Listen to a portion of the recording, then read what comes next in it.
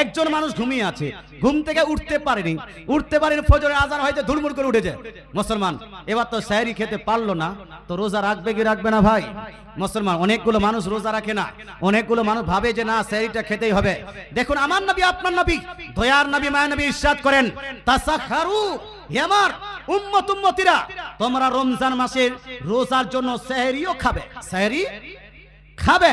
ফাইন্না ফিস সাহুর বারকাতান, আল্লাহ তাআলা রাসূল বলছেন, কারণ যে এই সেহরিতে বরকত রয়েছে, রহমত রয়েছে। জোরে বলেন সুবহানাল্লাহ। সেহরি খাওয়াতে কি রয়েছে? বরকত রয়েছে। অন্য এক হাদিসে রাসূলুল্লাহ বলছেন, আহলে কিতাব আর মুসলমানদের মধ্যে পার্থক্যকারী হলো এই সেহরি খাওয়া। সেহরি খেতে হয়, সেহরিতে বরকত আছে, তবে সেহরি খাওয়াটা ফরজ নয়, সেহরি খাওয়াটা কি? সুন্নত। কেউ যদি সেহরি না খেয়ে রোজা রাখতে চায়, রোজাটা হয়ে যাবে। অতএব কোন ব্যক্তি যদি রমজান মাসে সেহরি পর্যন্ত যদি উঠতে না পারে, আজান হওয়ার পর যদি উঠে, তাহলে শুধু নিয়ত করে নিবে, পানি পান করবে না, সেহরিও খাবে না, খেজুরও খাবে না, কিছুই খাবে না, খালি নিয়ত করে নিবে, আল্লাহ আমি রোজা রাখার নিয়ত করে নিলাম, আজকের দিনে ও রোজা হয়ে যাবে। জোরে বলে সুবহানাল্লাহ।